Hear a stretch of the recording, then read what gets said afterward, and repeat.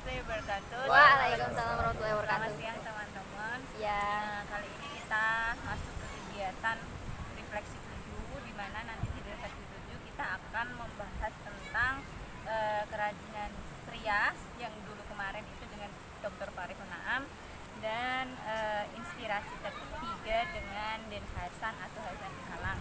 Nah, nanti di refleksi 7 ini itu bersama narasumber kita yaitu Bapak Misbahul Munir MPD. Nah, ini nanti beliau akan memberikan sedikit mengulas kembali materi kita yang waktu di kebinekaan dan di inspirasi kita. Nah, nanti Pak Munir akan memberikan semacam materi sedikit. Nah, setelah itu kita masuk langsung ke sesi tanya jawab. Itu ya teman-teman.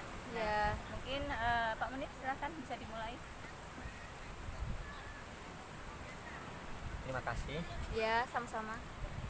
Selamat siang mahasiswa-mahasiswaku yang saya sayangi dan saya banggakan. Sayang. Pada kesempatan siang hari ini kita akan mencoba merefleksikan beberapa kegiatan yang telah kita lakukan bersama sebelumnya. Antara lain juga buku Bapak Farihun Naam, kemudian dari Mas Hasan atau Den Hasan.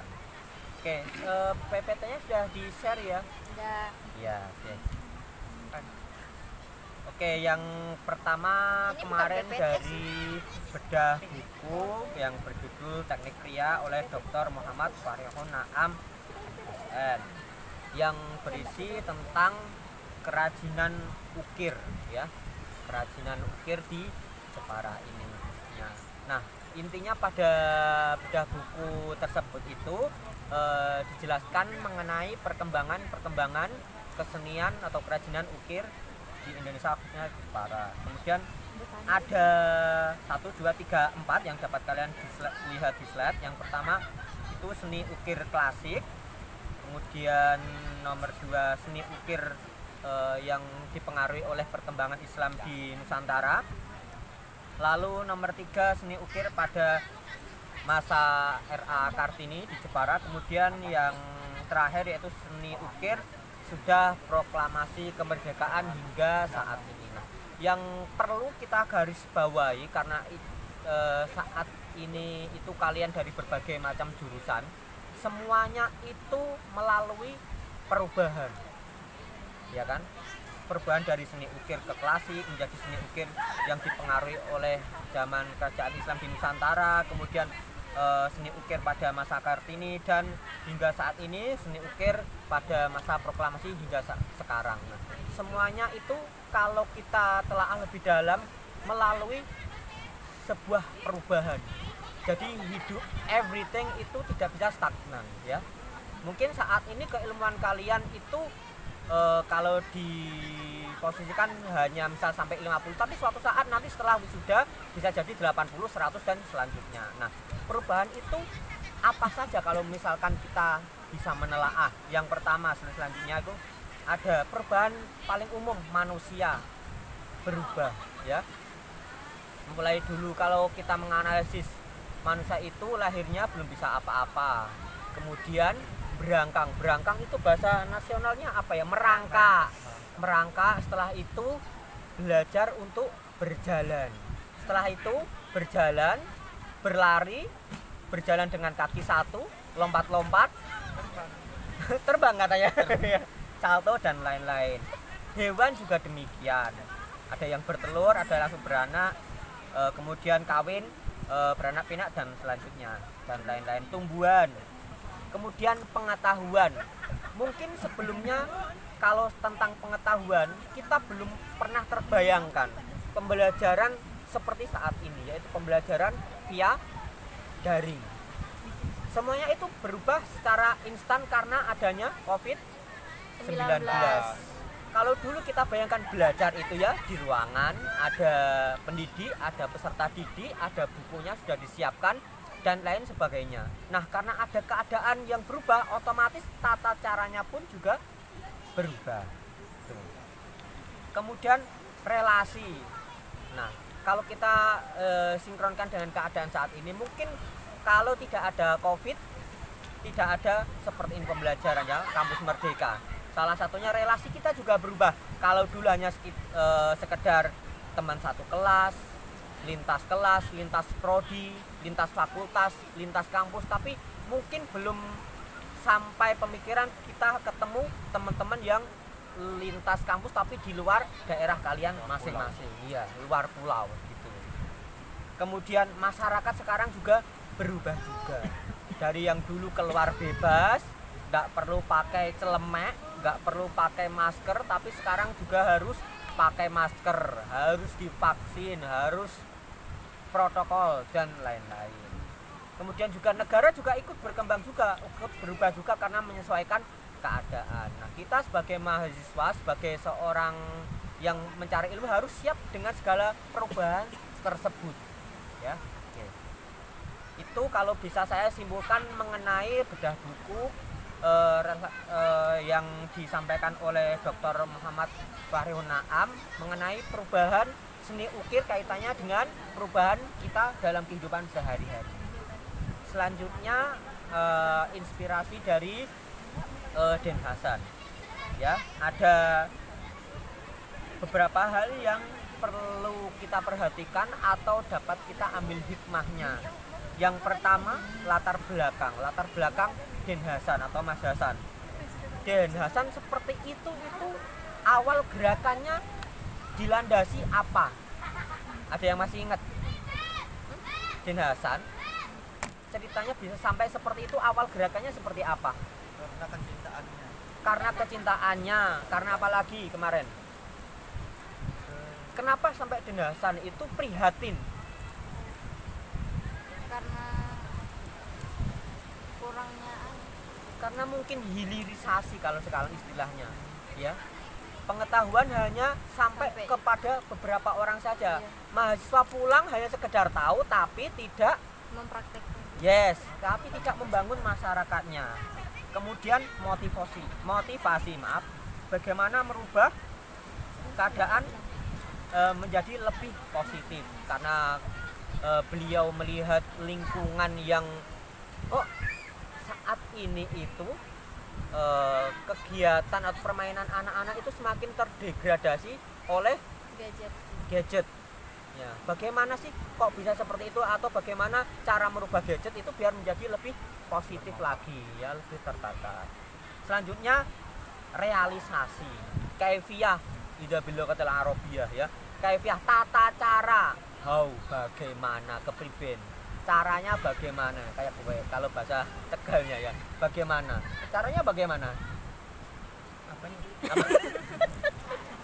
Cara merealisasikan kan kita sudah tahu tuh permasalahannya apa, sebabnya apa, tinggal sekarang next adalah caranya bagaimana merubah sesuatu yang negatif itu kita kikis sedikit demi sedikit agar menjadi positif. Kalau Den Hasan kemarin caranya bagaimana? Ya, Den Hasannya langsung yang ke rumah itu untuk menyampaikan Dongeng keliling. cerita-ceritanya gitu. Dongeng cerita berarti action jemput bola. Paham ya? Tidak harus nunggu bola, tapi ngomong bola tidak usah panjang lebar ya karena mas saya masih. Tapi tetap NKRI ya, tetap merah putih. Kamu masih tetap merah putih atau sekarang atau enggak ya? Dia udah Malaysia. Udah Thailand. Oke, gitu. Logat Malaysia, muka Nah, Thailand. realisasi dan mencari solusi, ya. Solusinya bagaimana? Jadi fokus kita itu bagaimana menyelesaikan, bukan bagaimana kok bisa terjadi permasalahan seperti itu. Fokus kita bagaimana penyelesaian, solusinya bagaimana. Jangan cenderung memikir kok bisa terjadi seperti itu ya. Kenapa ya? Secara tidak langsung nanti psikologis kita hanya terfokus pada masalah, Nggak cari solusi. bukan solusinya. Gitu. Berarti ini solusi untuk membangun pohon berdiri ini. Oke, bagus sekali. Mungkin bisa dijawab karena saya kebetulan dari Fakultas Pendidikan. Asisten saya, teman saya ini dari Fakultas Kehutanan. Ya. Bagaimana ini? Habis kan. Habislah kau. Ya Allah. Solusi untuk mendiri. Solusinya bagaimana? Kalau aku sih tetap gini aja, biar ini estetik gitu. Iya. Yang penting masih hidup Lebih kok. bagus. Oke, berarti itu kita main sudut pandang. Kalau Diva mungkin sudut pandangnya kasihan pohon itu kan harusnya berdiri. Bagaimana agar pohon itu bisa seperti teman-temannya hidup normal berdiri. Tapi menurut Farhan malah itu justru estetiknya seperti itu. Berarti kita main sudut pandang juga. Masyarakat butuh yang seperti apa? Ya, kalau mungkin dari Diva, bagaimana agar bisa berdiri? Aduh ngomong berdiri hari ini. Iya, tadi Jadi- Farhan berdiri. Apanya? Kamu berdiri, kakinya berdiri. Iya gitu ya. Berarti main sudut pandang juga. Kalau misalnya secara sederhana, misalkan kita nurunin Diva, bagaimana caranya ini berdiri? Bukan kok bisa ya pohonnya tidur, kok bisa ya ambruknya bagaimana ya, berapa detik, berapa tekanan anginnya, tidak perlu kayak gitu. Tapi bagaimana pohon ini Bisa agar berdiri. bisa berdiri lagi seperti teman-temannya. Lebih aktif ke solusinya, fokus pada solusi. Bagaimana kira-kira? Apa Ini bagaimana supaya bisa berdiri lagi? ya, ini masalahnya dulu kan ada apa nih? Nah kan masalah lagi ya kan. Iya. Kita cari Ya, masalah oke, lagi. Bang. Masalahnya dulu Tadi- di mana? Ini apa nih namanya, batu Ba- batu yang Karang. menimpa dia itu harus hilang dulu untuk dia bisa berdiri. Tapi Udah. kalau udah tua Udah? Iya, Udah. bisa. kayaknya nggak bisa berdiri lagi. Udah tua soalnya. Berarti nggak ada Kalau solusi dipaksa untuk berdiri. nanti patah Oh iya. Dia akan mati. dan akan mati, dan juga masih hidup nggak apa-apa maksudnya, asal dia nggak mati. Selama masih hidup ya nggak apa-apa. Itu Mbak Diva. Apakah ada tanggapan? Ini kita sifatnya kok sharing jadi ya, bukan terpesona? saya berdiri. Iya. Ini lah Nah, butuhnya gini kita untuk sharing. Bagaimana Mbak Diva? Apa ada tanggapan? Iya. Berarti kesimpulannya bisa saja berdiri, tapi jangan sampai mengorbankan nyawa pohon itu sendiri. Berdiri seperti biasa belum Tapi tentu mati. positif bagi pohon itu sendiri, karena bisa jadi kalau dipaksa untuk berdiri, akar yang sudah terlanjur mengakar ke dalam bumi itu bisa patah sehingga nanti memengaruhi kesehatan jiwa dan raga. Ya. Itu kesehatan pohonnya gitu. Gimana? Ya, meskipun tidak jodoh asalkan kamu masih hidup ya that's okay. Ya, pohonnya masih Iya. hidup.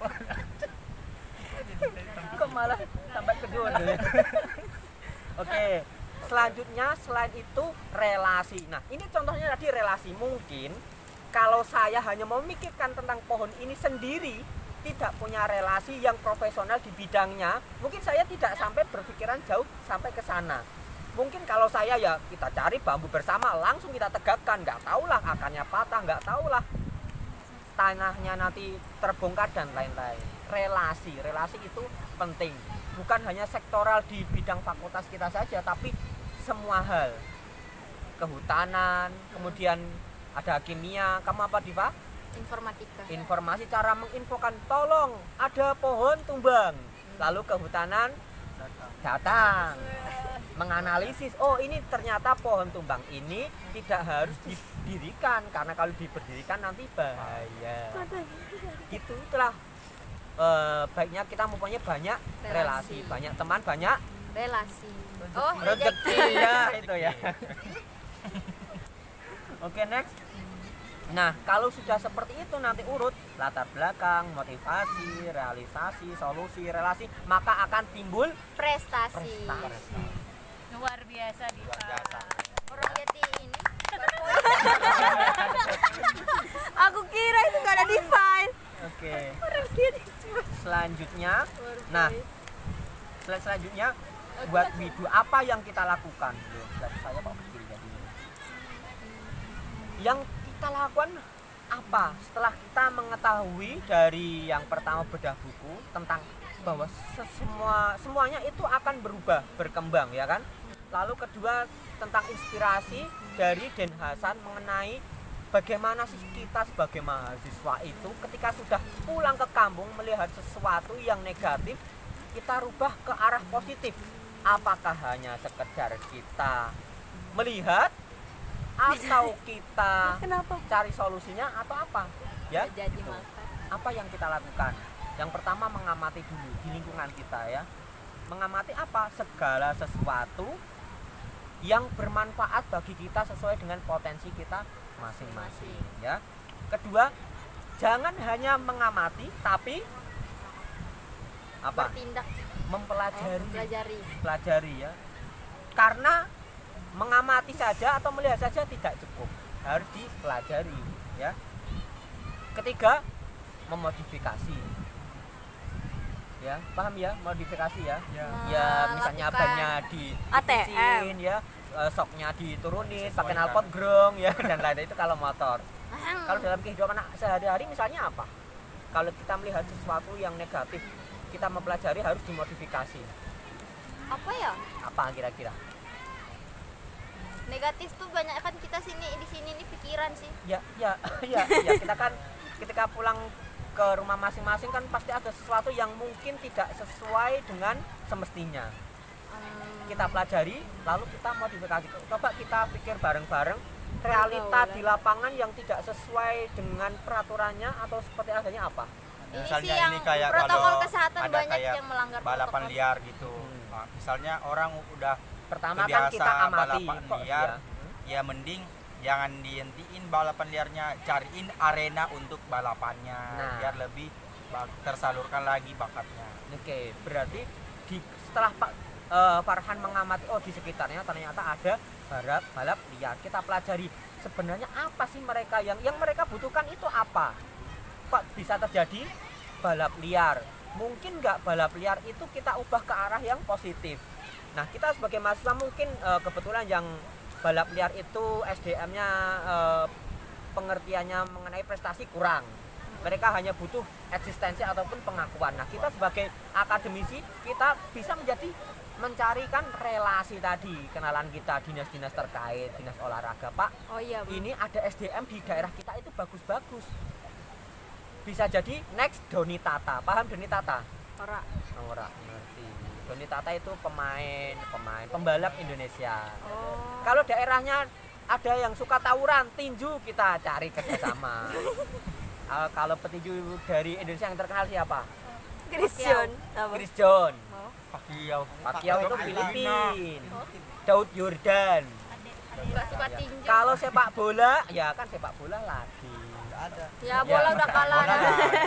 Iya. 4-0. Atau bekel, kita Bulu tangkis. lomba bekel sekabupaten ya, Bulu bulu tangkis. tangkis dan lain-lain. Kita mewadahi, walaupun kita nggak bisa main badminton, tapi kita bisa memberdayakan yang bisa main badminton. Buatlah kejuaraan. Mereka itu sebenarnya nggak butuh nominal yang besar kok, ya kan? Cuma butuh wadah. Oh, ini loh kita Bisa diapresiasi. Iya, itu. Caranya mungkin mereka nggak bisa, tapi mereka punya kemampuan. Kemudian setelah itu evaluasi kurangnya dari kegiatan kita itu apa, yang perlu dikembangkan lagi apa, kerjasama yang perlu ditambah apa. Nah, di slide selanjutnya, lalu yang kita lakukan itu apa? Yang kita rubah itu apa? Everything, ya. Segalanya. Kalau yang kemarin mulai dari ukir, batik, tenun, teater, musik, puisi, ilmu, manis pahitnya, kemudian gagal dan suksesnya, kemudian kita pelajari.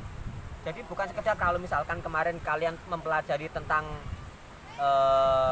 bedah buku, tentang ukir, hanya sekedar ukir saja. Enggak. Ketika kalian aku siapa yang makan durian? alhamdulillah Enak banget. sedapnya. Oh, terus Hidung ya. putih, Ya. hidung putih. Astagfirullahaladzim. Berarti everything semuanya bukan terfokus hanya ukir saja karena kemarin dari ukir. Ketika kalian sudah pulang, jadi. nah, Sana loh mereka makan durian. apa yang ada di daerah kalian? Misalkan songket, ada songket. Iya, mereka makan durian. Ini sudah mulai tidak fokus. Sana, Miss. Aku nggak suka baunya soalnya. Iya, seperti itu ya. Berarti apa saja yang bisa dapat kita kembangkan, kita optimalkan dengan cara-cara seperti tadi ya. Jangan hutan. Nah, terakhir penutupan ya. Saya akan memberikan kata-kata motivasi bagi kalian. All beginning is difficult. Bukan begitu bacanya. Kayak ya. Juga Nanti nih, is bisa. difficult. Iya. semua permulaan itu sulit ya, tapi Setiap kan, kesulitan setiap pasti kesulitan pasti ada kemudahan. Inna ma'al usri Inna yusra. ma'al Kalau usri yang yusra. muslim Kemudahan. ya, all begini itu setiap permulaan itu sulit. Seperti tadi kita berjalan kan, ada prosesnya. Nggak mungkin kita langsung kita lompat-lompat. Kecuali Rizky mungkin itu. Ya. Beda lagi. Semuanya ya. berproses. Tapi dalam proses kesulitan itu pasti ada. Kemudahan. Begitu dari saya, kurang lebihnya mohon maaf. Semoga Dimaafkan. memberikan manfaat bagi kita semua. Amin. Assalamualaikum warahmatullahi wabarakatuh. Waalaikumsalam warahmatullahi wabarakatuh. Ya, give applause. Makan duren. Aku mau makan sosis. Iya. Ayo Miss makan duren Miss. Lu enak lu. Di mana belinya? Terima kasih Pak Munir untuk motivasinya ke teman-teman karena refleksi ini Iya, Pak. terakhir dari kegiatan-kegiatan di Modul Nusantara, dan besok kita masih ada satu kegiatan yang besar bagi kita semua, dan kegiatan itu kegiatan terakhir di Modul Nusantara. Semoga juga Tiba-tiba jadi orang ya. gagap. Nah, teman-teman silakan kita buka 2 pertanyaan saja Satu aja. sebelum kita tutup untuk Kayaknya acara refleksi udah jelas ya. Iya, nggak ada yang mau ditanyakan. nggak ada ditanyakan ya, berarti intinya Terlalu di jelas. refleksi 7 ini kebinekaan yang sudah diberikan oleh Bapak Dr. Farifun Naam itu, dan juga inspirasi yang sudah dijelaskan oleh Habis Bing dapat Hasan, hidayah. sudah dirangkum semua oleh Pak Munir, dan teman-teman juga sudah bisa mendapatkan hikmah atau apa ya, serapan materi ya yang sudah dijelaskan pada siang hari ini. Nah, kita ucapkan matur suwun kepada Pak Munir. Matur suwun, Pak. Sami-sami. Terima kasih Bapak Hamzah, Munir. Kita tutup acara refleksi pada siang kali ini. Ketemu lagi besok di acara pentas budaya. Allah, menakutkan. Aku deg-degan. Tepuk tangan untuk menghibur diri. Amin. Bukan semangat. Aku udah gugup. Apa ya, meninggalkan kenang-kenangan yang terbaik. Iya, amin ya Allah. Enggak apa-apa. Semoga lancar ya. Terima kasih. Semoga gak mati lampu ya. Bapak ke kamera. Kita foto Udah ya ya dulu ya. kan? Ya, ya ini aku Kim. Iya, halo guys. Lagi pantai. Iya, pantainya indah. Oh, mau foto. Jadi bangunnya di foto Jadi, dulu ya, Di. iya. Jadi. Udah ngorok ya. Iya, dia. Aduh. Tulis. Aku enggak Kalian udah hafal